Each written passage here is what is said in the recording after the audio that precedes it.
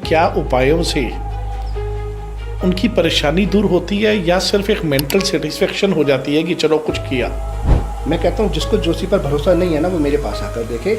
मैं बताऊंगा कि जमीन पैरों से कैसे निकालते हैं। अगर सारा कुछ एस्ट्रोलॉजी के अंदर है, मैं खुद भी मानता हूँ, फिर कर्मा कहाँ है? ये सवाल बहुत लोग करते हैं कि एक ही राशि के सब लोग थे, जैसे राम भी थे राशि तुला राशि के और रावण भी तुला राशि के था। कृष्ण और कंस भी। यस, एक ने मारा एक मरा। मेरी एक एस्ट्रोलॉजर से बात हुई, मैंने कहा मुझे लगता है कि सबसे ज़्यादा के जो केस हैं वो लव मैरिज वाले आते हैं। वो कहते हैं अगर ये ना आए तो हमारा काम ना चले।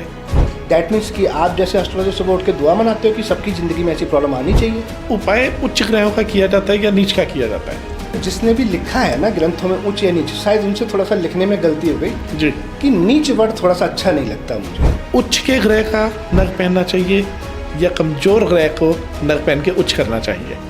और आप देख लें कि आप मेष राशि वालों के लिए अगले 2.5 साल तक दो में से एक काम बहुत ही जरूर होने वाले हैं। आपकी हेल्थ कमजोर होगी और दूसरा आपके व्यापार तो ऐसे रुक जाएंगे जैसे लगेगा कि चलती ट्रेन की चैन खींच दी। कभी कोई उपाय ऐसा भी होता है जो आपको लगता है कि गलत हो गया?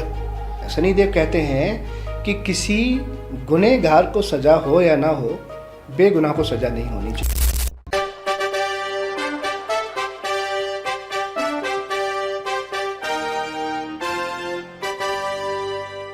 जिंदगी एक इंसान के जन्म से लेकर मृत्यु तक का समय 60, 70, 80, 90 साल, लेकिन हर रोज एक नई डिमांड, एक नई उम्मीद। हर सुबह लोग उठते हैं एक नई उम्मीद के साथ, एक नई डिमांड के साथ कि आज तो ये करना ही है या आज ये होना चाहिए।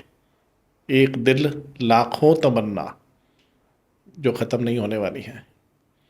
इन तमन्नाओं को पूरे करने के लिए लोग हर एक कुछ करते हैं अपनी लाइफ में, हर एक कुछ करते हैं। मेहनत, मजदूरी, कहीं किस्मत, कहीं भाग्य। किसी का साथ भाग्य देता है, किसी का कर्मा। कहीं कहीं ना लोग इन सब की भागदौड़ में एक ऐसी चीज़ जिसको दिन भर अपने साथ लेके चल रहे हैं, वो है उनका नाम, उनकी राशि, उनके ग्रह, उनके नक्षत्र। जी हाँ, एक बार फिर से मेरा फेवरेट टॉपिक एस्ट्रोलॉजी। आज बात करने वाले हैं एस्ट्रो भाग्यराज गुप्त जी से और समझेंगे कि कैसे वैदिक एस्ट्रोलॉजी आपके जीवन को और हम सबके जीवन को प्रभावित करती है। सर, बहुत बहुत स्वागत है। नमस्कार नितिन जी, बहुत बहुत धन्यवाद आपका जो आपने हमारी बात दर्शक तक पहुंचाने के लिए हमें यहाँ इन्वाइट किया। Thank you sir. ये डिस्कशन डायरीज हमारा प्लेटफॉर्म है जी। और ये इनफॉर्मल प्लेटफॉर्म है। आप अपनी भाषा में जैसे ही समझाना चाहें सबको समझा सकते हैं। जी, तो सर एस्ट्रोलॉजी ने लोगों के दिलों और दिमाग के ऊपर राज करना शुरू कर दिया है। जी जी। मुझे लगता है कोविड के बाद तो बहुत ज़्यादा हो गया है। हाँ जी जी। कि रीज़न क्या लगता है कि लोगों तक अप्रोच ज़्यादा पहुंच गई है? यूट्यूब की वजह से, इंस्टाग्राम की वजह से, फेसबुक की वजह से?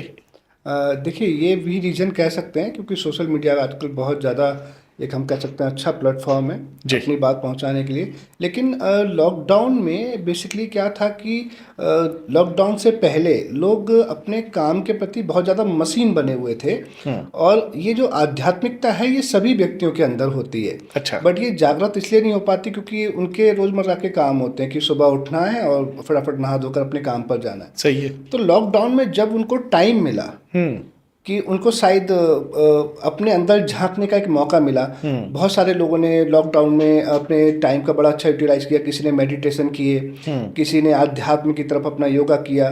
तो वो सब करने से उसमें लोगों की जो परसेंटेज थी वो थोड़ी सी ज़्यादा निकल कर आई कि उन्होंने अपने मन में अंदर झांकने का उनका समय मिला। कहीं ना कहीं ये जो टाइम था ये लोगों ने अपने आप को भी पहचाना, या वही अंदर अपने अंदर झांकने का मौका मिला और उसकी वजह से जो है जब उनका अध्यात्म जागा और उनको समझ आया कि जीवन में ज़िंदगी जीने के लिए हमें कुछ समय अपने लिए या ईश्वर के प्रति भी हमें उनके प्रति श्रद्धा भाव रखना चाहिए। जी। तो ये हम कह सकते हैं वो चीज़ कन्वर्ट हुई इसमें और लोग इसकी तरफ थोड़े से ज़्यादा मूव हुए एस्ट्रोलॉजी की तरफ। और रील्स वगैरह आने थे, इंस्टाग्राम आने थे, तो मुझे लगता है कि बाढ़ ही आ गई है खास करके उपायों की। तो उस समय लोगों को काम तो था नहीं ज़्यादा, तो घर बैठकर बस वही था कि मोबाइल पर स्क्रॉलिंग करना और देखना, तो इसकी वजह से वो चीज़ें वायरल भी ज़्यादा हुई जी।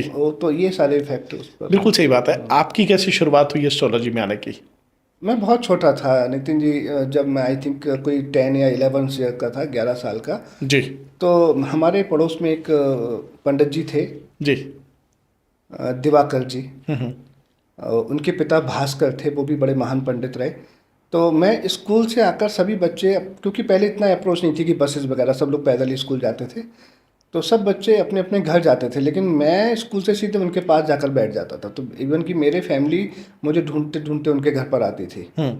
तो आध्यात्म से बचपन से ही मैं बहुत ज़्यादा रहा हूँ। और कब मेरा इंटरेस्ट कन्वर्ट हो गया एस्ट्रोलॉजी में, फिर उसके बाद में न्यूमरोलॉजी, वास्तु को करते करते, और आज ईश्वर की बड़ी कृपा है, मैं अपने आप को बड़ा धन्य समझता हूँ कि भगवान ने मुझे माध्यम बनाया, जरिया बनाया, ताकि मैं लोगों तक वो अच्छी चीज़ें उनको दे सकूं, उनके उपाय करवा सकूं, या उनका जीवन बदलने की सामर्थ्य जो दी। सर देखिए, परेशान तो हर इंसान है। जी बिल्कुल। मेरा सवाल ये है कि क्या उपायों से उनकी परेशानी दूर होती है या सिर्फ एक मेंटल सेटिस्फेक्शन हो जाती है कि चलो कुछ किया? देखिए, दोनों ही बातें यहाँ पर हैं। यहाँ हम कहना चाहेंगे जो एस्ट्रोलॉजी है जी। वो एस्ट्रोलॉजी भटके हुए जो लोग हैं, जो सिर्फ इस दुनिया में ये समझते हैं कि हम आए हैं अपना कमाने खाने, जी। तो वो भटके हुए ही मैं उनको बोलूँगा। तो एस्ट्रोलॉजी जस्ट माध्यम है कि जो लोग परेशान होते हैं वो ऐसे ही नहीं परेशान होते। देखो, कर्मा तो है पिछले जन्म का जुड़ा हुआ। सही बात है। अगर नहीं होता तो हम एस्ट्रोलॉजर बता कैसे देते हैं कि आपकी लाइफ में ये चल रहा होगा, अभी ये होगा। बिल्कुल और सही। जब मैं प्रेडिक्ट करता हूँ तो लोग कहते हैं हाउ कैन पॉसिबल, कोई एस्ट्रोलॉजर इतना प्रेडिक्ट कैसे कर सकता है। अभी मैंने 10 अप्रैल को ही एक वीडियो डाली थी अपने यूट्यूब चैनल पर। मेरे यूट्यूब चैनल का नाम है एस्ट्रोलॉजर ABM, और वहाँ हमने अतिचारी गुरु की वीडियो डाली थी। जी। उसमें मैंने संपूर्ण डिस्क्राइब किया था कि अभी इस तरह से अतिचारी गुरु जब हो रहे हैं, जो कि लास्ट 1000 ईयर में ऐसा इवेंट नहीं हुआ, तो अगले 8 साल तक के लिए अतिचारी हो रहे हैं, 32 तक के लिए। तो मैंने कहा कि सैटेलाइट जो सोलर पैनल है उसमें प्रॉब्लम आएगी, जिसकी वजह से कोई सैटेलाइट क्रैश होकर गिर सकती है हमारे प्लानिट पर, स्पेस वॉर हो सकता है, और धर्म को लेके बहुत ज़्यादा लोगों में ये आएगा कि प्रॉब्लम्स होंगी, दंगे होंगे। हाँ। तो मुझे नहीं पता था ना कि जम्मू कश्मीर में इस तरह से दरिंदगी के साथ 28 लोगों को मार दिया जाएगा। सही बात है। 10 अप्रैल को मैंने वीडियो डाली थी। अब आप देखिए, धर्म को लेकर भी हो रहा है। मुझे नहीं पता था ना कि स्पेन में ब्लैकआउट हो जाएगा। बहुत, बिल्कुल सही बात है। तो ये सारी मैंने बहुत सारी भविष्यवाणियाँ की है। पहले जामताड़ा में ट्रेन एक्सीडेंट की, उससे पहले मैंने आपका प्लेन क्रैश हुआ था उसकी भविष्यवाणी की थी। तो जब भी मैं भविष्यवाणी करता हूँ, तो आज भविष्यवाणी करता हूँ, अगले 20 डेज में वो चीज़ घट जाती है। तो अभी बहुत सारे कॉल्स मेरे पास आए कि आपने भविष्यवाणी की थी तो सच हो गई, बात तो ब्लैकआउट हो गया। तो अभी मैं आपके चैनल के माध्यम से मैं सभी को मैसेज पहुंचाना चाहूँगा कि जितनी भी जनता सुन रही है, इस वीडियो को ज़्यादा से ज़्यादा शेयर करें। बहुत ही ज़बरदस्त क्लू देने जा रहा हूँ आप लोगों के लिए कि सोना चांदी खरीदें या ना खरीदें, अपने घर के अंदर आप सभी लोग एटलीस्ट कम से कम 6 महीने का राशन रखना शुरू कर दें। अच्छा। क्योंकि इसमें कोई नुकसान भी नहीं है। देखो, राशन तो आपने लेना ही होता है, वैसे भी लेना ही है। तो 6 महीने के स्टॉक का मतलब है कि वो चीज़ें जो जैसे गेहूं हैं, दाल चावल हैं, और आप उसी में से खाएं। जब आपको लगे 2 महीने का इसमें से निकल चुका है, तो अगले 2 महीने का उसमें से फिर डाल दें। तो इस तरह से ये आपको 8 साल तक प्रिकॉशन लेना होगा। क्योंकि अगर आप लोग कहेंगे तो आपकी चैनल के माध्यम से कभी हम आपको एग्जैक्ट टाइम भी बता देंगे कि वो एग्जैक्ट टाइम कब आएगा जब आपको रखना ही होगा जी। लेकिन अभी से आप 6 महीने का राशन लेकर रखें, क्योंकि कोई ऐसा समय आएगा कि आप बहुत परेशान हो जाएंगे। तो जो हम कह सकते हैं बहुत ज़्यादा हायर क्लास है, उनको तो शायद नहीं दिक्कत होती है, लेकिन एक मिडिल क्लास आदमी को जब ब्लैक में चीज़ें खरीदनी पड़ेंगी जी, तो बहुत मुश्किल आ सकती है। बहुत मुश्किल होगी। तो जो जितने भी मध्यम वर्गीय है या जो और भी लोग हैं, तो वो अपने घर में हमेशा गेहूँ, चावल, दालें इतनी रखें कि रोज़ाना आप उसको खाकर अपना 6-7 महीने गुजारा कर सकें। तो इस वीडियो को बहुत ज़्यादा शेयर इसलिए करें क्योंकि ये बात सभी तक पहुँचे और सभी लोग इसको अप्लाई करके अपना बचाव कर सकें। कमाल है। वैसे एस्ट्रोलॉजी लोग कहते हैं, कुछ लोग जो माने या ना माने, मैंने अपने हाथों पे सरसों जमा के देखी है। मैंने तो हज़ारों चीज़ें ऐसी जो बातें मैंने सुनी, देखी, करी। अच्छा, कैसे संभव है कि नासा अब आके रिसर्च करके बताता है कि फलाना एस्ट्रोनॉट आ रहा है? जबकि हमारे यहाँ तो जंतरी में हजारों साल पहले लिखा दिया वो जाता भी है। केवल 75 रुपीज की जंतरी में हाँ, पूरा साल लिखा पूरा होता साल है, लिखा होता है कि कब क्या होने वाला है। जिसमें लिखा होता है कि ज्वार भाटा इस दिन आएगा। हाँ। तो आप देखो आज तक की किसी की जंतरी में ऐसा हुआ हो कि उस दिन ना आया हो, बिल्कुल सही बात या है। सूर्य ग्रहण इस दिन होगा तो ना हुआ हो। हाँ, और सूर्य उदय से लेकर सूर्य अस्त तक का समय सब कुछ लिखा रहता तो है अभी जंतरी तो में। अभी तो नासा वालों ने भी हमारे एस्ट्रोलॉजी उसको एप्लीकेबल उन्होंने अप्लाई कर लिया, वो मानते हैं इस चीज़ को। हाँ, ऑफ कोर्स, यस। वो हमारे यहाँ से पूछते हैं, लोगों से बातचीत करते हैं। बहुत सारी मैंने प्रोडक्शन की है। आप देखें कि कोई भी चीज़ और जो ग्रहों से बाहर नहीं है, जो 9 ग्रह हैं सब कुछ उनके अंदर है। और ज्योतिष में जैसे कि आपने अभी पूछा कि क्या लोगों का भला हो सकता है, इससे बदला जा सकता है, तो बिल्कुल बदला जा सकता है। वो क्वेश्चन एक्चुअली में रह गया था। तो ज्योतिष जो है वो आपकी जो प्लानेटरी होती है, क्योंकि 9 के 9 ग्रह कभी भी किसी के अच्छे नहीं होते। ये सही। आप चाहे श्री रामचंद्र जी की कुंडली भी देखें, उनके 8 ग्रह हो चुके थे, एक फिर भी खराब हो गया था। जी। तो 9 के 9 ग्रह किसी के भी अच्छे नहीं होते। तो ज्योतिष बस यही समझाता है आपको कि आपके ये प्लानेट ये बहुत अच्छे हैं तो आप लाइफ में क्या अच्छा कर सकते हैं, और ये प्लानेटरी आपकी इस हाउस में खराब हो रही है तो आप पर कौन सा नेगेटिव इम्पैक्ट इसका पड़ सकता है, तो उसके लिए आपको क्या करना चाहिए। अब मैं आपको एक एग्जांपल देता हूँ। मान लीजिए किसी की कुंडली में सैटर्न सेकंड हाउस में बैठे हुए हैं जी। लेकिन अब ये डिपेंड करता है कि कौन सा लगना है। अगर तो आपका मकर, कुंभ या तुला या मिथुन लगना है तो that is the good we can say कि सैटर्न इन गुड कंडीशन, तब उतना बुरा इम्पैक्ट नहीं होगा। लेकिन अगर कोई ऐसा लगना है जिसमें सैटर्न आपके अशुभ हो रहे हैं तो आप सीधे कह सकते हैं कि भाई आपको आपके ऊपर फैमिली का डेप्ट निकल रहा है, आपने पिछले जन्म में फैमिली के लिए वो नहीं किया जो इस जन्म में आपको करना चाहिए। तो अब क्या होगा कि कोई बंदा ये कहेगा कि मैं अपनी फैमिली से बहुत ज़्यादा रुष्ट हूँ, मुझे डिटैचमेंट होता है कि मैं अपने परिवार को छोड़कर चला जाऊँ। जी। लेकिन इसका अब एस्ट्रोलॉजर के पास जब वो जाएगा तो वो उसको समझाएगा, देखो तुमने यही नहीं करना है। तुमने क्या करना है कि तुमने अपनी फैमिली को ही सबसे ज़्यादा टाइम देना, उनको उनकी ज़रूरतों को पूरा करना है। उसका वो जो घर कमजोर है उसको मजबूत करना है। हाँ, मजबूत कह सकते हैं, लेकिन इसको हम ऐसे कहेंगे बेसिकली कि ऑल ओवर तो 90% जो एस्ट्रोलॉजी है वो काम करती है मानसिकता पर, क्योंकि उसका मन दुखी हो रहा है उस बात से। और जब वो अपनी फैमिली को वो सब कुछ देना शुरू कर देगा तो वहीं उसका मन खुश हो जाएगा, अटैचमेंट हो और जाएगी। खुश मन ही जीवन में कुछ कर सकता है। बिल्कुल सही बात है। जिसका मन ही खुश नहीं होगा वो कहाँ से बड़ा आदमी बनेगा, कहाँ से तरक्की करेगा। तो सारा गेम, तभी तो हम चंद्र कुंडली को ज़्यादा लेते हैं। अगर मन का गेम नहीं होता संसार में तो जितना हम लगन कुंडली को महत्व देते हैं उससे ज़्यादा हम चंद्र कुंडली को महत्व देते हैं। बिल्कुल सही। तो चंद्र कुंडली मीन्स मन, यानी कि दो ही तो चीजें हैं हमारे पास में, एक सोल आत्मा, एक तन एक मन। एक तन और एक तो मन। तन और मन के अलावा तो जिसकी काया सुखी, जिसका मन सशक्त है वो संसार में राजा है। तन हो गया सूरज, सूरज और मन हो गया चंद्रमा। तो जब ये दो मजबूत हैं, एक माता एक पिता, बॉडी भी तो ऐसे ही है, हाफ सूर्य हाफ चंद्रमा। तो इसीलिए हम लोग महाशिवरात्रि पर बहुत ज़्यादा महत्व हो जाता है। महाशिवरात्रि पर महत्व क्यों हो जाता है कि ये सूरज और चंद्रमा दोनों एक ही घर में होते हैं, और खास बात ये होती है कि अपने एक ही साथ होकर ये दोनों ही अपने अपने घर को देख रहे होते हैं। आप देखेंगे सूर्य उस समय पर अपनी सिंह राशि को देख रहा होता है सप्तम दृष्टि से जी, और चंद्रमा उस समय अपनी कर्क राशि को देख रहा होता है। इसका सीधा सिद्धांत ये हो गया कि शिव और शक्ति दोनों एक साथ होते हैं, एक साथ रहते हैं, और इसलिए वो अपने अपने घर को देख रहे होते हैं। और जब आप अपने घर के सामने अपने घर को देख रहे होते हैं तब आपके घर को कोई अहित नहीं कर सकता। तो that is the very precious time. तभी कहते हैं कि कुंडली जागरण के लिए उससे अच्छा दिन कोई नहीं होता, क्योंकि सब शिव शक्ति का मिलन हो रहा है।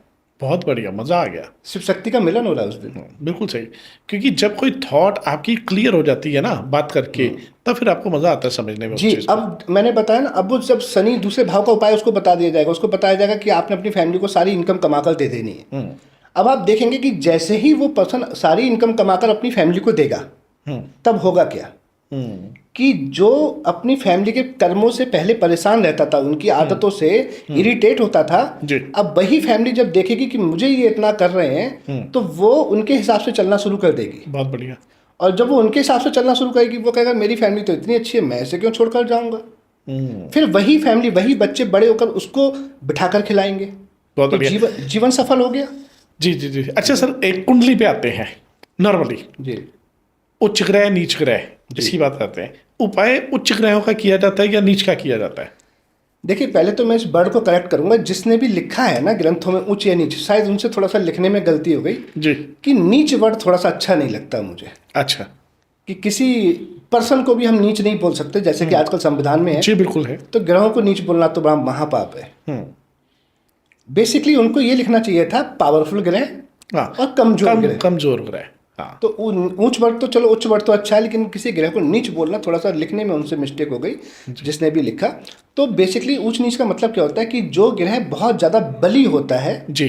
वो हम उसको कहते हैं उच्च ग्रह, एक्सॉल्टेड। और जो बहुत ज़्यादा कमज़ोर होता है अपनी राशि में, उस राशि में जैसे कि हर ग्रह जहाँ पर उच्च होता है अपने से सप्तम दृष्टि में वो नीच हो जाता है। बिल्कुल सही बात है।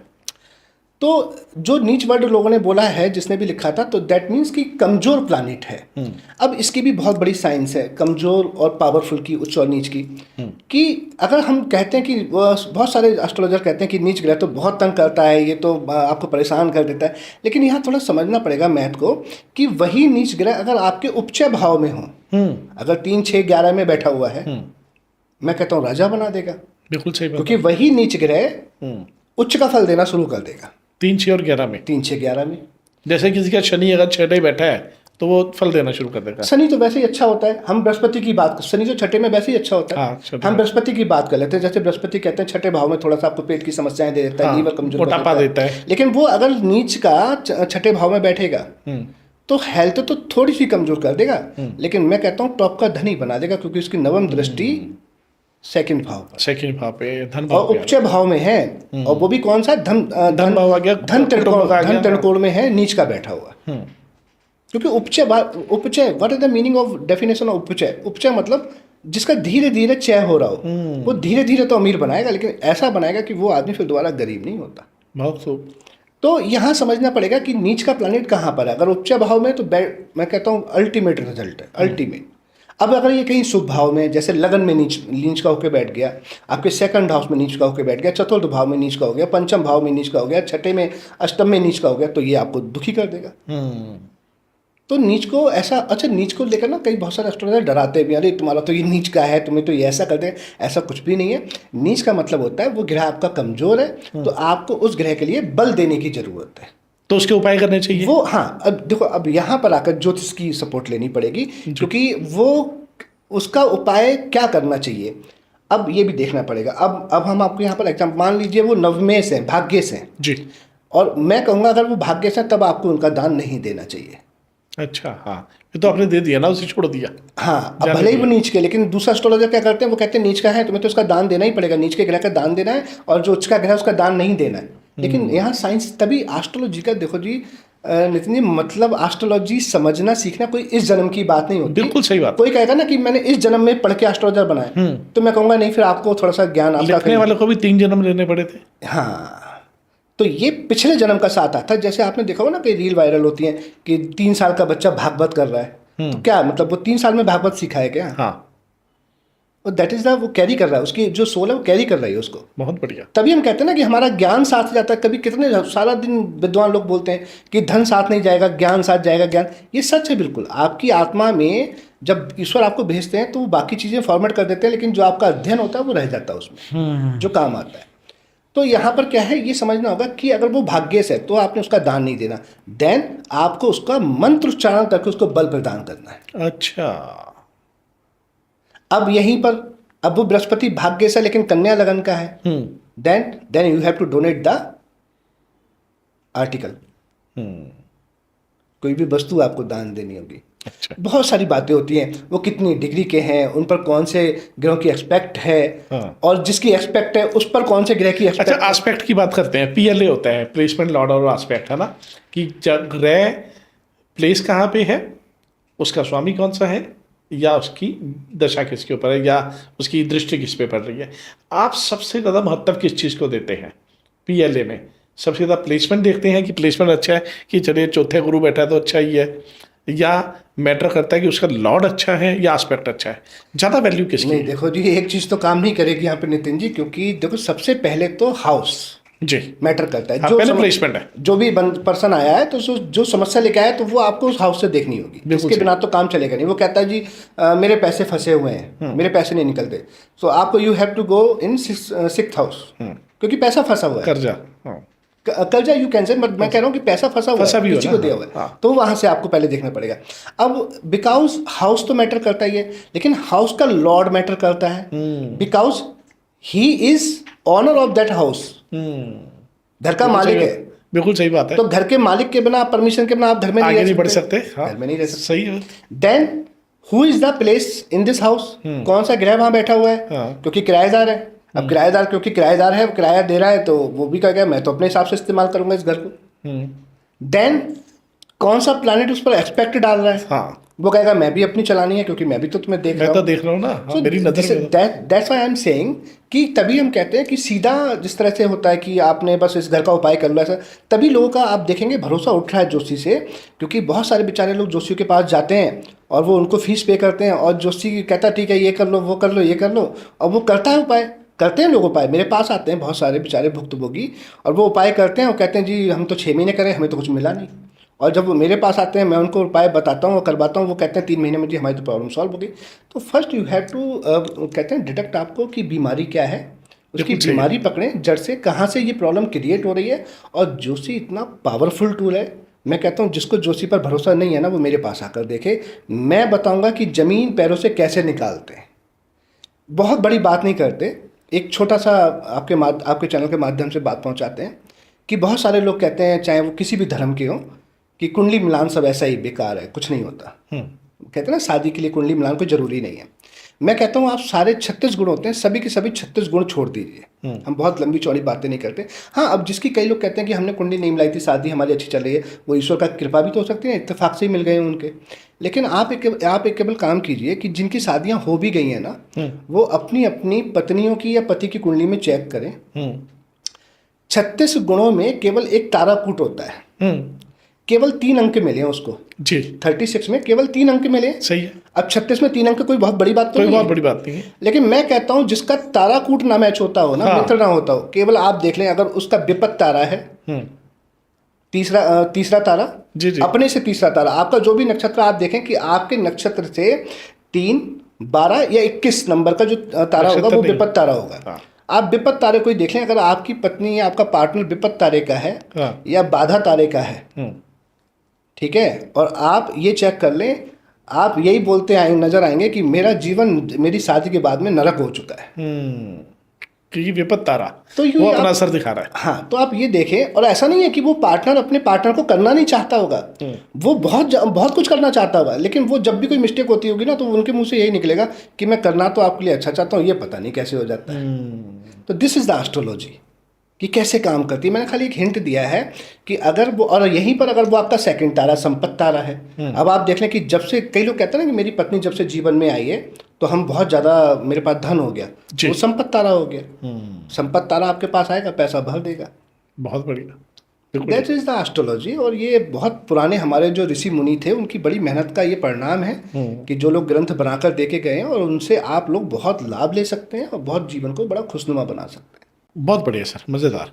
अच्छा, एक चीज़ बताइए, जैसे नग लोग पहनते हैं, स्टोन्स पहनते हैं, क्वेश्चन है, सिर्फ पूछ रहे हैं, इसीलिए पूछा जा रहा है ताकि जो पब्लिक सुनती है जी, बिल्कुल। उनको बेनिफिट हो, है ना? बिल्कुल सही बात।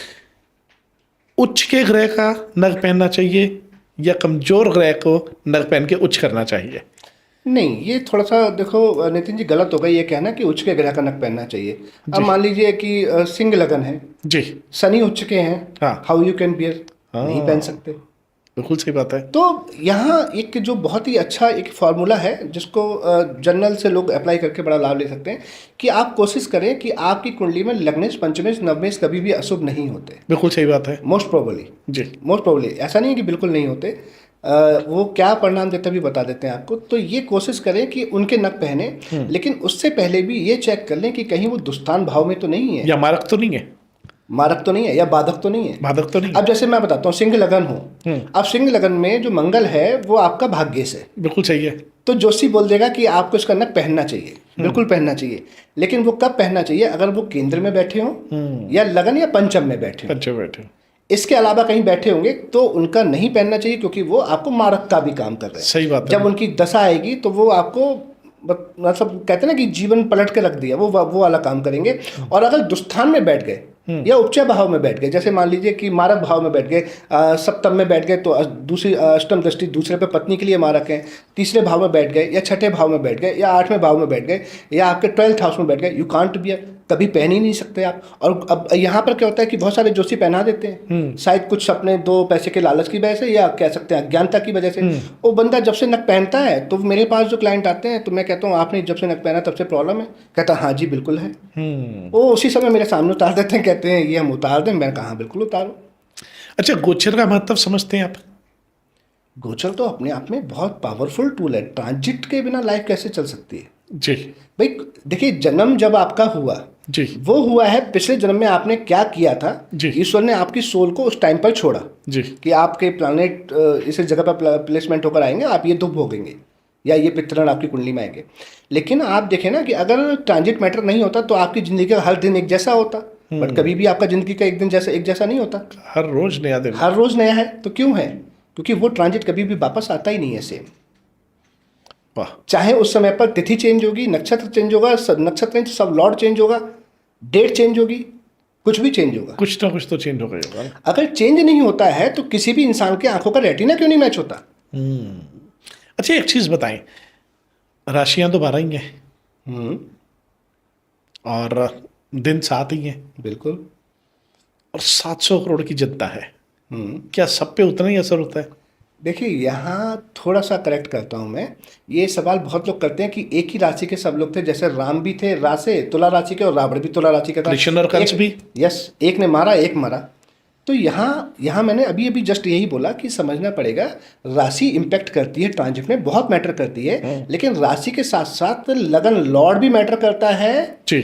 और आपके जो ग्रह सब डिफरेंट हैं। अब वही तुला राशि का पर्सन है, उसका बृहस्पति घर कुंडली में कहीं और बैठा है, किसी और डिग्री का बैठा है, उस पर किसी और प्लैनेट की एस्पेक्ट है, और आज दूसरे के पर्सन की राशि में कहीं और बैठा हुआ है। तो ये भी मैटर करता है। लेकिन हाँ, गोचर से 70% आपका एक फलत हो जाता है और जो बिल्कुल सही बैठता है। आपके चैनल के माध्यम से मैं आपके लोगों तक पहुँचा ही देता हूँ, और इस बार आपकी वीडियो पे बड़े कमेंट आने वाले हैं कि अभी आप देखें जो लोग मेष राशि के हैं जी, ये हम चंद्र राशि से बता रहे हैं आपकी, जिन लोगों को अपनी चंद्र राशि पता है, यानी कि आपके चंद्रमा आपकी कुंडली में जहाँ भी बैठे हैं और वहाँ पर जिनकी लोगों की लगन कुंडली में 1 नंबर बना हुआ है वो सभी मेष राशि के हैं। और आप देख लें कि आप मेष राशि वालों के लिए अगले 2.5 साल तक 2 में से 1 काम बहुत ही जरूर होने वाले हैं। आपकी हेल्थ कमजोर होगी और दूसरा आपके व्यापार तो ऐसे रुक जाएंगे जैसे लगेगा कि चलती ट्रेन की चैन खींच दी हो। इनका ढैया शुरू हो गया 29 मार्च से। हाँ जी, 29 मार्च से। हाँ, अभी 29 मार्च से हुआ है ना, तो अभी इनकी 7.5 शुरू हो गई। हाँ, 7.5 भी शुरू हो गई। हाँ, 12th हाउस से हो रही है। 12th हाउस से हो रही है। हाँ, तो हॉस्पिटलाइजेशन होगा, हाँ, एक्सपेंसेस होंगे दवाइयों में, या तो खुद बीमार होंगे या घर का कोई और दूसरा पर्सन बीमार होगा, या जिससे दवाइयों में पैसा लगेगा। सही है। तो बहुत अच्छा रेमेडी भी दे देते हैं। बताइए। अब अगर बात चल रही है तो उनका भला भी सुने, जितने भी लोग सुन रहे हैं आपके चैनल पर उनका भला भी होना चाहिए। तो यहाँ बहुत अच्छा है कि आपके पैसे दवाइयों में खर्च होने लिखे, तो क्यों ना हॉस्पिटल में जाके किसी की दवाइयों से गरीब आदमी की मदद कर दी जाए। अच्छा, हाँ, ये भी ठीक है भाई, खर्च होना तो लिखा ही है, खर्च होना तो लिखा ही है, क्यों ना स्वेच्छा से ही कर दो। हाँ, पर्ची कटवा दो किसी के नाम की, what ever you can do. अरे कुछ भी नहीं होता तो कुछ आप हॉस्पिटल में जाके कुछ खाना बांट सकते हैं, मरीजों का भला कर सकते हैं। वो कहते हैं ना, जो लोग इंश्योरेंस पॉलिसी लेते हैं वो बीमार कम पड़ते हैं। बिल्कुल सही बात है, क्योंकि निकल गया ना, पहले ही निकल गया, पहले उसी जगह पर गया। बहुत बढ़िया, मज़ेदार। अच्छा, ये जो गोचर की बात हम लोग कर रहे थे, जैसे 29 मार्च को बहुत सारी राशियां चेंज हुई है ना, कुछ षड योग भी, षड ग्रह योग भी बन गया, 6 राशियां एक ही जगह पर आ गई। अभी तो चलो 1 आध निकल गए, 5 रह गए हैं, 15 दिन के बाद 4 रह जाएंगे। अभी मीन राशि में 4 है, अभी 4 रहे हैं। हाँ, अभी चतुर्ग्रही योग बना, चतुर्ग्रही योग बना हुआ है। इसका असर पड़ता है? बिल्कुल पड़ता है जी। अब ये असर तो खैर कुछ ज़्यादा नहीं पड़ेगा, क्योंकि अभी आपके सब भी निकल जाएंगे, 18 मई को भी निकल जाएंगे जी, और उसके बाद 28 मई को भी निकल जाएंगे। लेकिन अभी जैसे कि मैंने बताया, जो गुरु हुए हैं अतिचारी, इसका इम्पैक्ट बहुत रहेगा, वो तो मैंने आपके लिए अभी बता ही दिया। और दूसरा, जब ये राहु निकलेंगे यहाँ से, तो देश दुनिया में बहुत ज़्यादा हम कह सकते हैं आपको चेंजेस होने को देखने को मिलेंगे। जिस तरह से गृह युद्ध जैसी स्थितियाँ बनेंगी, क्योंकि अभी मंगल भी नीच के चल रहे हैं। अभी मंगल कर्क राशि में गोचर कर रहे हैं, और आप देखेंगे कि किस तरह से खून खराबे हो रहे हैं, मार काट हो रही है। क्योंकि मंगल नीच का क्या है, मंगल नीच का क्या करता है? देखिए, मंगल के 2 स्वभाव हैं, एक मंगल नेक, एक मंगल बद।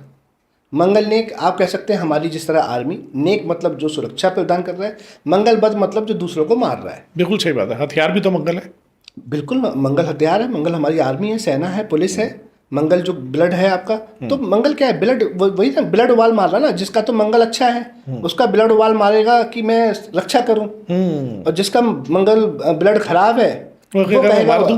वो कहेगा मैं मार दूं सामने वाले को। यही तो मंगल है। और मंगल इतना तीव्र है, इतना तेज है कि जब तक कोई कुछ समझता है तब तक तो मंगल एक्शन ले जाता है। सही बात है। तो ये यहाँ पर क्या होता है कि मंगल नीच का हो गया। अब मंगल नीच का क्या होता है कि मंगल जब चंद्र की राशि में गया तो जो आग बबूला जैसा ग्रह था, आग वाला, वो पानी में चला गया। उसकी अपनी सोचने समझने की शक्ति क्षीण हो गई है। तो that's why they can't think. जिस तरह से गुरु, अब जैसे गुरु अतिचारी का गुरु अतिचारी हो गया, इस पे भी प्रभाव बहुत आने वाला है। अब गुरु अतिचारी का मतलब क्या है? अतिचारी क्या है? अतिचारी मतलब जो अपनी चाल से ज़्यादा तेज चलना शुरू कर दे। बहुत तेज चल रहा है इस टाइम। जैसे मान लीजिए कि कोई गाड़ी 50 किलोमीटर की रफ्तार पर चलती है और उसकी स्पीड एकदम से 150 किलोमीटर हो जाए, तो हम क्या कहेंगे कि वो गाड़ी अब अनकंट्रोल है। अगर उसके सामने कोई आ गया वो कंट्रोल नहीं कर पाएगा। यानी कि कहते हैं ना, जब कोई इंसान उसके अपना सालों का सफर कुछ महीनों में कवर करना है। हाँ, अब जैसे एक साल में एक राशि कवर करता है जी। एक राशि का जो चक्र है बृहस्पति, वो एक साल में पूरा करते हैं। जी। और अभी इस साल में 3-3 राशि परिवर्तन तीन राशि परिवर्तन हो रहे हैं। तो कहते हैं ना, जल्दबाजी में जब कोई होता है तो निर्णय सही नहीं होते। तो दैट्स वाई अब वो गुरु, जिस गुरु की शनि भी शपथ लेकर बैठते हैं न्याय करने, अब वो गुरु के ही निर्णय सही नहीं रह पाएंगे। तभी आप देखो ना, सोना कभी आवाज आ रही है कि अभी सस्ता होगा बेच दो, कभी महंगा हो रहा है, क्योंकि गुरु का कारक है। गुरु का कारक है। स्पेस गुरु का कारक है। मैंने कहा ना, स्पेस वॉर होगी। और एक तरह से सिम्टम आपको कहते हैं, ट्रेलर आ ही गया। अभी पाकिस्तान का जेट अगर उड़ रहा है, हमारा जेट अपनी सीमा, वो स्पेस वॉर ही तो है। जी, बिल्कुल सही बात है। तो लेकिन ये बहुत छोटा है, पिक्चर तो अभी बाकी है। तो ये समझना होगा कि स्पेस वॉर हो सकती है। गुरु किसके कारक है? गुरु धर्म के कारक हैं। तो आप रिलीजियस को लेकर देखो कितना बवाल हो रहा है। मेरा धर्म, मेरा धर्म, मेरा धर्म। बिल्कुल ये सही हर ग्रह बहुत प्रभाव डालता है, और ये तो कुछ भी नहीं है। गुरु हम कह सकते हैं स्पेस में सैटेलाइट भी है। सैटेलाइट टूट कर गिर सकती है कि हमारे ही प्लानट पर गिरेगी। ये भी मैं बता देता हूँ। आप देखेंगे कि लोग कहेंगे कि हाँ, आपकी चैनल पर भविष्यवाणी कर गए थे कि इन 8 सालों में सैटेलाइट भी टूट कर गिरेगी वापस। मोबाइल के नेटवर्क बंद हो जाएंगे कुछ समय के लिए। अभी जैसे ब्लैकआउट हुआ है ना, कुछ लाइट निकली थी, किसी भी कंट्री के मोबाइल के जो सर्वर हैं वो बंद हो जाएंगे। तो दैट इज बहुत सारी चीजें। अब इसमें करना क्या होगा? अब क्योंकि गुरु अत्याचारी हैं और लोगों की मानसिकता पर भी इनका बहुत ज्यादा प्रभाव पड़ेगा। ये मानसिकता ही तो है। हाँ, मानसिकता ही है। ये भी जो चल रहा है, पुलवामा में अटैक जो है, अटैक हुआ है, और उसकी वजह से वो मानसिकता सभी में ट्रांसफर हो गई। तो अब करना क्या है इस समय पर जी, कि जितना ज्यादा हो सके उतना ज्यादा धार्मिक रहे। ओह अच्छा, आध्यात्मिक रहे। तो जितना ज्यादा आध्यात्मिक रहेंगे उतना ज्यादा आप इन सब चीजों से ज्योतिष तो वैसे भी ना ईश्वर की ज्योति है। ज्योतिष, या उस संधि विच्छेद करेंगे, ज्योतिष ईश्वर की ज्योत, बिल्कुल बिल्कुल बिल्कुल वही है। तो ईश्वर की ज्योत कैसे गलत हो सकती है? वो तो भगवान, ये तो यहाँ के लोगों ने उसको थोड़ा सा अब कमर्शलाइज कर दिया, या अलग तरीके से पेश कर दिया, जबकि ऐसा नहीं था ये। देखिए, ज्योतिष का मतलब ये होता है जी कि जब आपके दर पर कोई अपनी समस्या लेकर आ रहा है जी, तो आपने उसको नग बेचना है, क्या करना है, कैसे करना है, ये सब बात की बातें हैं। सबसे पहला आपका काम होना चाहिए इसका भला कैसे हो सकता है। अच्छा, आपके पास तो अलग अलग तरह के क्लाइंट आते हैं जो पूछने के लिए आते हैं, कई परेशानियां लेके आते हैं। सबसे ज़्यादा डिमांड वाला कस्टमर कैसा आता है? दुख तो सभी की ज़िंदगी में सभी प्रकार के हैं, लेकिन जिस तरह से आज हम देखें तो डिवोर्स के केसेस बहुत ज़्यादा हाँ, बहुत पीक पे है। निकल कर आ रहे हैं। अब इसके 2 रीज़न कह सकते हैं कि एक तो राहु काल है। तो राहु तो आपके सप्तम भाव को हमेशा कहते हैं अच्छा नहीं होता। राहु क्योंकि कुंभ काल चल रहा है ना अभी, अगर हम देखें राशियों के हिसाब से, और कुंभ राहु की अपनी तो राशि नहीं है, लेकिन कुंभ राशि पर उनका वर्चस्व है। तो एक रीज़न ये है। और दूसरा कहीं ना कहीं जो खान पान हुआ है, जो आप यूरिया खाते हैं, तो वो सब ऐसे फूड खाने के बाद में आपकी जो सहन शक्तियाँ हैं वो इतनी छीड़ हो रही हैं कि जरा सा किसी ने कुछ कहा और आप जो है हाइपर हो जाते हैं। तो जब आप किसी की सुनेंगे नहीं तो फिर नेचुरल है कि मेरी एक एस्ट्रोलॉजर से बात हुई, मैंने कहा मुझे लगता है कि सबसे ज़्यादा के जो केस हैं वो लव मैरिज वाले आते हैं। वो कहते हैं अगर ये ना आए तो हमारा काम ना चले। अब देखो फिर वही बात आ गई। अब क्या है, ऐसे जिस एस्ट्रोलॉजर ने ये बोला था आपके चैनल पर, क्या वो सच में एस्ट्रोलॉजर है? मतलब आप एक तरफ हम मंदिर में खड़े होकर कहते हैं सर्वदा भला, जी, है ना, सबका भला हो। जी। तो आप ये क्यों सोच रहे हैं कि अगर ये केस ना आए तो हमारा काम ना चले? दैट मीन्स कि आप जैसे एस्ट्रोलॉजर सुबह उठ के दुआ मनाते हो कि सबकी ज़िंदगी में ऐसी प्रॉब्लम आनी चाहिए। हाँ नहीं, लव मैरिज तो चलो क्या प्रॉब्लम है, लव मैरिज की ना केसेस ना तो ना आ ना, जाते हैं। लव ही तो है जो जिंदगी में आपको बचा कर रखेगा। हाँ obviously. Love marriage, word love marriage, देखो उसका मीनिंग ही गलत निकाल लिया मीनिंग लोगों ने। गलत निकाल लिया। लव क्या है? लव तो आपको अपने पिता से भी हो सकता है, माता से भी हो सकता है, भाई बहन से भी लव हो सकता है। तो आपने तो प्यार के लोगों ने मतलब ही, अब लव अगर आप किसी से करते हैं, उसके साथ अपना घर बसाते हैं जी। और आप उसके साथ जीवन यापन करते हैं, so what the problem? Love के ऊपर आपको एक मैं बड़ा अच्छा क्लू देना चाहूँगा लोगों को, कि जो लोग कहते हैं कि ज्योतिष में नहीं नहीं, अभी सुनने में जो लोग सुन रहे हैं उनमें भी कई लोग बीच में होंगे, अरे क्या है, बंद करो, ये तो एमी बकवास। उनको मैं बताना चाहूँगा कि किसी भी, चाहे कोई भी लगन की कुंडली, और बताओ मैं आपको बता देता हूँ, पंचम और छठे भाव में, 5th हाउस में और 6th हाउस में शुक्र बैठे हों, ऐसे तो बहुत सारे ही हो गए हैं। जी। मैं तो खाली एक हिंट दे रहा हूँ, शुक्र 5वें छठे भाव में बैठे हों, ऐसा इंसान का भाग्य बहुत तेज हो और वो लव मैरिज कर दे और बचा रहे, तब अलग बात है। लेकिन ऐसा इंसान अगर अपनी माता पिता की मर्जी के बिना शादी कर ले, अब यहाँ इसको समझना कि आपने लव किया और अगर आपके माता पिता ने परमिशन दे दी, हाँ हमारा आशीर्वाद है, ये परिवार और फिर बच्ची तो बहुत ठीक है। अच्छी है, हाँ। तब वो असर नहीं करेगा। लेकिन आपके माता पिता ने मना किया कि इससे शादी मत करो, अगर करोगे तो हम तुम्हारे साथ नहीं है, और फिर भी आपने कर ली, जीवन नरक बन जाएगा। अगर डिवोर्स तक नौबत ना पहुंचे तो कह देना। सही बात है, छठे शुक्र तो आमतौर पे देखा है ये वाली बात। और भी चलो बता देते हैं आपके चैनल के माध्यम से, छठे वाला शुक्र क्या बोलेगा कि मैं एक घर के अंदर रख लेता हूँ, एक घर के बाहर रख लेता ज़्यादातर है, हूँ। ज़्यादातर। या हम कह सकते हैं कि शुक्र आपके लगन के हिसाब से बहुत ज़्यादा शुभ ना हो और किसी भी हाउस में कन्या राशि का बैठा, तो भी बहुत ज़्यादा चांसेस हो जाते हैं। अच्छा। तो ये ज्योतिष है, लोग आए अब चैलेंज करके देखें, पता लगेगा। सही है, बिल्कुल सही बात है। अच्छा, डेली हॉरोस्कोप बहुत सारे लोग सुनते हैं, सुबह के टीवी पे या अखबार में पढ़ के काम पे निकलते हैं, इसका क्या असर है? और डेली हॉरोस्कोप ठीक है, आप सुन सकते हैं अगर आपकी चॉइस है, if you want to learn. But मैं कहता हूँ कि आप डेली के बजाय ना, क्योंकि जब आप, कई बार क्या होता है कि आपकी मेंटलिटी पे एक और भी अटैक होता है कि शायद आप बड़े एनर्जेटिक उठे थे हाँ, और बहुत हॉरोस्कोप ही अच्छा, देखते ही आप डरे हो ये क्या हो और गया। बहुत ही अच्छा आपका दिन जाना भी था, हाँ, लेकिन आपने उसमें पढ़ लिया कि आज मेरे साथ ये नेगेटिव होने वाला है, तो मुझे ऐसा लगता है कि शायद थोड़ा सा आप टूट जाते सही हैं, बात या आप कई बार कैंसिल ही कर देते हैं कि नहीं, इससे अच्छा मैं आपको एक चीज़ बताता हूँ, वो आप करें तो बहुत अच्छा होगा। दैट इज़ वेरी, क्योंकि मेरे जो ज्योतिष करने का स्टाइल है थोड़ा सा डिफरेंट है, क्योंकि मैं कहीं सुनी बातों में नहीं विश्वास रखता। मैं पहले उन पर काम करता हूँ सालों सालों, और जब वो सच हो जाती है तब मैं उस पर अपनी स्टैंप लगा देता हूँ ओके कि हाँ भाई ये काम करता है। तो इससे अच्छा आप एक काम करें कि जैसे मैंने भी नवतारा चक्र बताया, मैंने अपने यूट्यूब पर वीडियो भी डाली अपने यूट्यूब चैनल पर, वहाँ जाकर देख सकते हैं, नवतारा टाइप करेंगे आ जाएगी वीडियो। कि आप इसके हिसाब से तो ये कर लें कि आपका चंद्रमा कौन से नक्षत्र में गोचर कर रहा है, अगर देख सकते हैं नवतारा के हिसाब से, तो उसके हिसाब से आप डेली चलें, दैट इज़ वेरी गुड।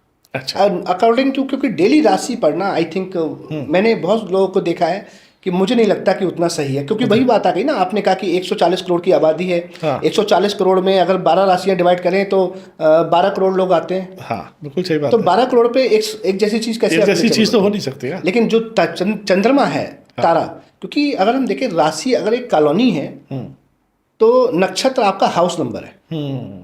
सही बात है। तो आप खुद देखें कि अगर आप किसी की कॉलोनी में जाके किसी को ढूंढ सकते हैं या हाउस नंबर पता हो तो आप सीधे एड्रेस पर पहुंचेंगे। अच्छा सर, कलर थेरेपी काम करती है? बहुत। लोग येलो पहनते हैं, वाइट पहनते हैं, रेड पहनते हैं, बहुत काम करती है ये चीज़, ऐसा नहीं है, बहुत काम करती है। और मैं तो ये कहूँगा कि ये कलर जो जीवन में रंग ही हैं जो आपको बहुत कई बार आगे सपोर्ट कर देते हैं, बड़ी पावर देते हैं। तो कोशिश करें कि लग्नेश, पंचमेश और नवमेश के कलर का यूज़ करें, that is very good. But वही है, नग वाला ही सिस्टम है, क्योंकि वो भी तो, नग भी तो आपको जो कलर थेरेपी का काम करते हैं ना, आप धूप में निकलते हो तो नग की जो रोशनी आपकी बॉडी में जाती है, तो वही चीज़ चेक कर लें कि वो दुस्तान भाव में ना हो। तो जो दुस्तान भाव में नहीं है तीनों में से आप उसका कलर का प्रयोग करें, बहुत अच्छा काम करेगा। बहुत बढ़िया। अच्छा सर, बहुत रिसेंटली आपने देखा होगा बहुत ज़्यादा स्विच वर्ड आने शुरू हो गए थे कि आप ये बोलो कैनवालेक्सा, उससे पैसा आना शुरू हो जाएगा, ऐसे करने से पैसा आना शुरू हो जाएगा। बड़ा अजीब सा नहीं लगता कभी? ये देखो ना, ये पता है क्या, ये जो लोग कर रहे हैं ना, तो मैंने भी थोड़ी देर पहले बोला कि ये खिलवाड़ है। हाँ। तो इसीलिए कहते हैं ना कि हर सिक्के के दो पहलू होते हैं। तो अगर पहले देवता होते थे और राक्षस होते थे, तो आज भी तो वही गुण चल ही आ रहा है वही ना। सब अभी चल भी लोगों में देवता है, राक्षस हैं।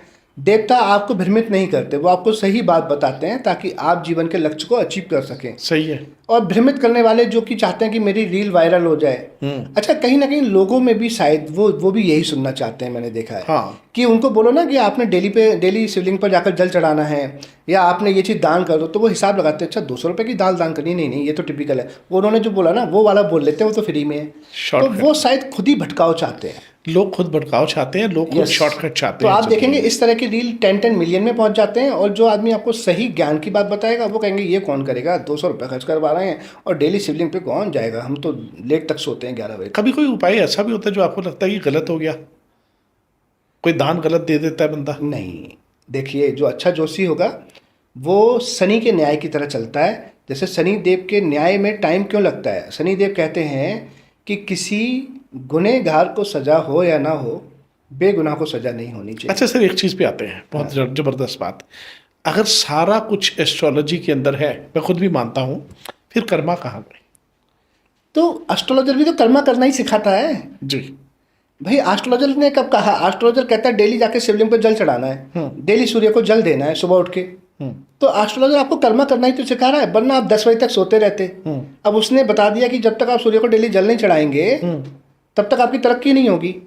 तो जब आपने जल चढ़ाना शुरू कर दिया, आप सुबह मॉर्निंग में उठना शुरू कर दिए, तो बाकी फिर पूरा दिन तो आप काम करेंगे, काम तो कर ही लोगे ना फिर टाइम पे उठ अब के। मैं आपको बताता हूँ, अब फॉर एग्जाम्पल मान लीजिए किसी के सूर्य पंचम भाव में हो जी। अब सूर्य का अपना घर है तो अशुभ नहीं होना चाहिए, लेकिन लगन के हिसाब से अगर अशुभ हो जाए तो एक उपाय आता है कि आप 43 दिन लगातार सरसों के तेल की बूंद जमीन पर डालें। अच्छा। तो व्हाट इज दिस कि वो इंसान कभी सुबह जल्दी उठ ही नहीं सकता। मैं चैलेंज कर रहा हूँ, जिसका सूर्य पंचम भाव में हो कभी भी 9 बजे से पहले नहीं उठेगा।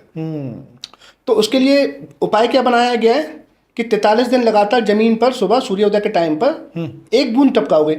अब ये जमीन तुम्हारे एक बूंद सरसों के तेल की प्यासी है नहीं, जो सारा तेल जमीन से ही निकल के आ रहा है। हाँ। लेकिन लॉजिक समझो आप कि जो आदमी 43 दिन लगातार उठेगा ना, उसमें ये भी है कि नागा नहीं होना चाहिए। हाँ सही है। तो 43 दिन बाद क्या होगा, यूज्ड टू हो गया, हाँ, फिर वो सोएगा ही नहीं। लेकिन यहाँ एक बात और बोल दूँ, जो कहेगा ना कि अब मुझे पता चल गया, मैं तेल की बूंद नहीं गिराऊंगा, 43 दिन ऐसे उठ जाता हूँ, पहली बात तो कंप्लीट ही नहीं होगा उसका, और हो भी गया वो फिर से सोना शुरू कर देगा। ये सच में उपाय है कि शनि का तेल सूर्योदय के टाइम पर शुक्र की जमीन पर गिराया जाए, तो उसके जो कि शुक्र शनि सही हो जाते हैं। जो कि शनि आलस देता है जी, वो आलस नहीं देगा, जो सूर्य का पंचम का प्रभाव है वो निकल कर आ जाएगा, फिर वो बंदा नहीं सोएगा। बहुत बढ़िया, बहुत बढ़िया। जाते जाते हमारे व्यूअर्स के लिए कोई टिप्स? सबसे अच्छी बात यह है कि आप ये समझ लें कि ज्योतिष अपनी जगह है, लेकिन ईश्वर शक्ति से ऊपर कोई शक्ति नहीं है। बिल्कुल सही। आप अच्छे ज्योतिषी को भी तभी मिल पाएंगे जब आपके ऊपर ईश्वर की कृपा होगी, क्योंकि ईश्वर खुद नहीं आते जी, वो आपके लिए एक माध्यम दे देते हैं कि आप वहाँ जाइए, अब अपनी बाकी की बची ज़िंदगी अच्छी गुजार लीजिए उनसे टिप लेकर। तो सबसे अच्छी बात यह है कि सात्विक रहें, ईश्वर की आराधना करें। अगर ईश्वर की आराधना करेंगे तो आपके 80% प्रॉब्लम वैसे ही ख़त्म हो जाते हैं, और जो 20% बचते हैं वो किसी अच्छे जोशी से मिलकर आप अपने उपाय ले लें और उनको बूस्ट कर लें अच्छे ग्रहों को, तो आपके वो भी दुख खत्म हो जाते हैं। बहुत बढ़िया, बहुत बहुत धन्यवाद आपका, आप यहाँ आने के लिए, और एक बार फिर आपको जरूर दोबारा बुलाएंगे। Thank you very much. Thank. तो दोस्तों, ये थे हमारे साथ आज astro Bhagyaraj Gupt ji. Eldeco estate, Jalandhar bypass, opposite tiger safari, Ludhiana में ये रहते हैं, वहीं पर ये प्रैक्टिस करते हैं। अगर आप एस्ट्रोलॉजी के बारे में, न्यूमरोलॉजी या वास्तु कंसल्ट करना चाहते हैं तो आप इनसे संपर्क कर सकते हैं। बहुत बढ़िया प्रैक्टिस है और बहुत लंबी चौड़ी प्रैक्टिस है। ये तो आज आपके वीडियो में आपको पता लग ही गया होगा कि बहुत ही अच्छी नॉलेज है, और ये नॉलेज आपका फ़ायदा और हम सब का फ़ायदा कर सकती है। और हम लोग बड़े धन्यवादी हैं इनके, बड़े थैंकफुल हैं, क्योंकि ये लोग वो हैं जो सोसाइटी को सही रास्ता दिखाते हैं। और हम धन्यवादी हैं आपके, क्योंकि आप देखते हैं हमारा पॉडकास्ट डिस्कशन डायरीज, अपना बिगुल यहाँ बचाएं। बहुत बहुत धन्यवाद। Thank you very much for watching us. Keep watching. Love you all. Bye bye.